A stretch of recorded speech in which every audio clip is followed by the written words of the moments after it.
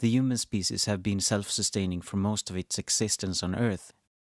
Up until around 200 years ago, before the Industrial Revolution, people were mostly working on farms or just sustaining themselves. Several studies show that it's more efficient to grow food and raise animals without the use of machines. This depends on how you count. If you only count the money, amount of people working, and the immediate profit, it's cheaper to mass produce, as long as there is cheap oil.